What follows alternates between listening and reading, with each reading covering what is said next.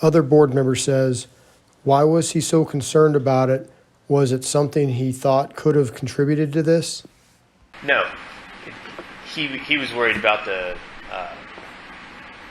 paper trail. When knowing that maintenance was going to be coming out and looking through each of the things, and he was worried that someone's going to ask him specifically, did you specifically do exactly this? Did you specifically do exactly that? He said, he's like, sir, we leak checked it. It checked good. I double checked all my work. Everything was on there the way it was supposed to be. Which was it on there the way it was supposed to be? Well, obviously it wasn't technically because he didn't use the proper torque wrench. But he said everything was on there the way it was supposed to be, and I leak checked it, and we flew it, and everything, and we double checked it again, and everything looked good. So I don't know. I guess I'm told it's a common issue with maintenance that you can do it. There's the right way, and then there's the pub way on a lot of the stuff, which there should not. But that's the climate. That's what we deal with back home.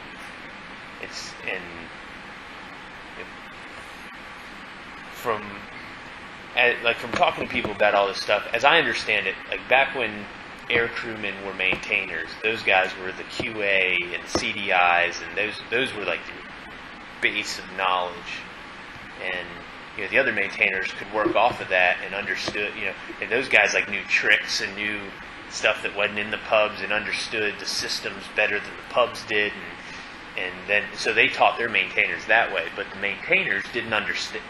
Maintainers knew that you could cut this corner, but they didn't understand why they were cutting, why these CDIs and QA guys were cutting this corner. And was it right then? No. They should have put in for a pub change or something if they had a better or different way of doing it. But so then the maintainers were, all they knew is they could cut this corner and it still worked. Well, if you could cut that corner, well, why not cut other corners? Well, back when we had super knowledgeable people, they could tell you why you can't cut that corner. But we don't have that anymore. So now people are just cutting corners. You described that, well, that's just how we do it at home guard, or people saying that to you. People specifically say that to you when you question them about whether they were following the pub step by step on certain jobs. That is the base of this whole engine FOD incident. Oh, well, Home Guard uses the same thing, and we've always used it. This thing's been out here for several years, and before that we had another one that was just like it. Well, did anyone ever read? We don't have to read the pub. This is the one we've always had. It's not my fault that I FOD'd the engine because this guy gave it to me and told me it was okay to use. That's, and thus the witch hunt begins, and no officer has bothered to take the time to.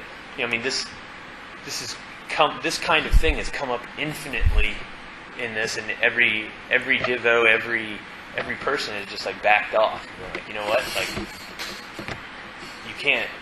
Who do I chase down? The supply officer from 5 years ago, or the maintenance master chief from before master chief? Who is at fault? I don't know. So you're suggesting that the training failure, the cultural failure, has simply been allowed to perpetuate over time without any process in place to really curtail the effects of it. Yeah, there's no checks and balances. The officer leadership has been non-existent. If somebody gets involved, then 6 months later when they leave, it just goes back to the way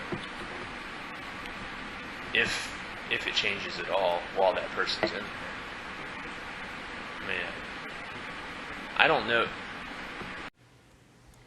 Other board member says, Wes, in your opinion, is this a command climate issue? Yes, absolutely. Without question. Other board member says, so at some level in this command, whether it's the top, whether it's the middle, the MO. It's been there as long as I've been in the squadron. Maintenance does its magical thing, and we've got the runs our maintenance department. Our MO has little to no say. Divos have little to no say. No one gives them any backbone or backup in what they do. If you talk to any Divo, first couple weeks I went into the shop, I realized they were doing this, so I tried to fix it. The Mo told me to lay off. EXO told me to lay off. So I signed my training jackets and went about my business. Because, Other board member says, are you speaking in generalities, or do you have a specific thought in mind, a specific person, a specific event?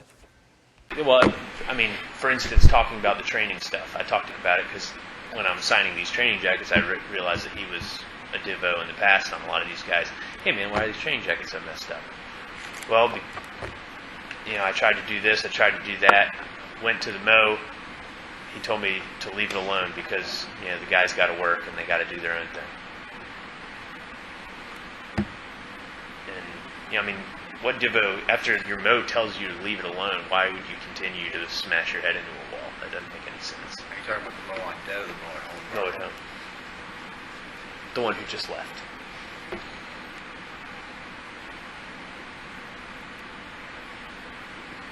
And, I don't know where it became okay for officers to say, I'm a hands-off leader. So they just don't show up. They don't do anything. They don't have a pulse on their people. They don't have a pulse on their shop. They don't have any idea what's going on in there. But I sign lead chits, and I'm a hands-off leader. And that's what I've dealt with.